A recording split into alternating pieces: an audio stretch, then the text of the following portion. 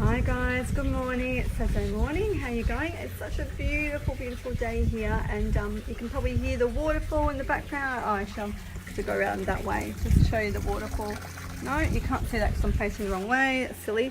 So pretty out here. I actually love sitting out here. My husband built that waterfall. It's very cute. So I just wanted to say to you, what are you putting up with? What shit are you putting up with that you are telling yourself a story around that it's okay? And you know what? Sometimes it is okay. Sometimes we have to just sit and wait for the shit to pass, right? So we've all had stuff going on in our lives at one time or another, or still do. And it's just a question of what are you going to do about it? Like, what do you just go, well, that's my lot in life. That's just what I have to put up with. Or are you prepared to question it? Are you prepared to, move past that, lift above the crap and find your, what you need out of all that, or what's the lesson? I mean, sometimes it's forced upon us and we're not actually, I suppose it teaches us how to cope better maybe. It teaches us how to, not survive, but certainly have strategies and ways of getting through stuff. Maybe it forces you to change the way that you're thinking and your attitude, because sometimes you can't change the stress or the situation. I'm getting a bit off track now, but my point was, I do notice that women are really quick to defend whatever it is, right? And that's their story. That's their story. They're quick to defend it because it's kept them in the same place. It's kept them comfortable. It's kept them safe because they don't have to make any big, drastic, difficult decisions or changes, right? And I don't know about you, but we've all been there too. So it's just a question of, like Elizabeth Gilbert, one of my favourite authors, says, argue for your limitations and you get to keep them, right? And like I said, I hear women do defend their limitations, and that's the story, and that's just how it is. Well, I disagree strongly.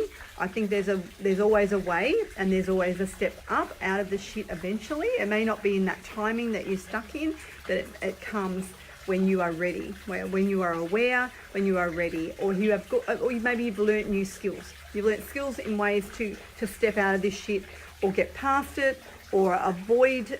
You can't avoid it necessarily, but you certainly can work around it.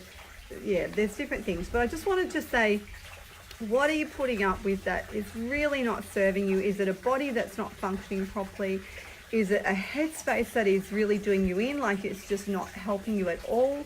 It's making you nuts, or it's keeping you stuck. So, the saying is, it's hard, change is hard, but staying the same is harder. So, pick your harder, pick how you want to live. It's up to you, right? It's your choice. But if you're in a position where you could make some changes and you could step out of it, maybe become more aware around what your options are, because you always have a choice of what you do and what you think, right? That's always an option. No one can tell us how to think. No one can tell us what to do, right? You've got always the opportunity and the choices around that. Even if you can't control other areas of what's going on in your life, you can control that. So maybe, they say look at what you can control, work on that, trying to get past the stuff you can't control. But just stop, what's the word? Stop, or maybe start questioning your stories. Start questioning your limitations. What can we challenge there? Like, you may not have the energy, and that's what I mean about timing. You may not have the energy to even go, to have this awareness or to step up yet and to think outside of what's going on in your life. That's where you need to start, I suppose, is calming the body, calming the brain, so you can find some clarity and some space where you feel good. So you've got to work on feeling good first before you can do pretty much anything, I think. But anyway, I just wanted to talk to you about that because, like I said, I hear a lot of women defending really quickly. They're really sold on their story, and that is fine because they're living it, and it might be hell and it might be shit. But yeah, have a think about how you can question your story, and can it be different? Can it be changed in some way, and what does the future look like for you? I'm stuttering now. Does the future look like for you? Can it be different in the future? Even if you can't change anything immediately, right?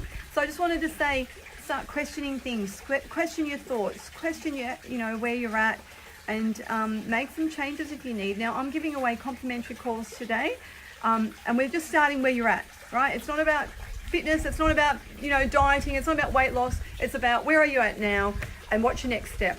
What do you have to do now to get happy to your next step? And how can you get past the procrastination, the excuses and the reasons, which are the same, reasons and excuses are the same. How do you get past all that? How do you get past, it's just your pattern, right? It's your pattern of behavior, sabotage, all those things are just patterns of behavior that keep you stuck and keep you where you are.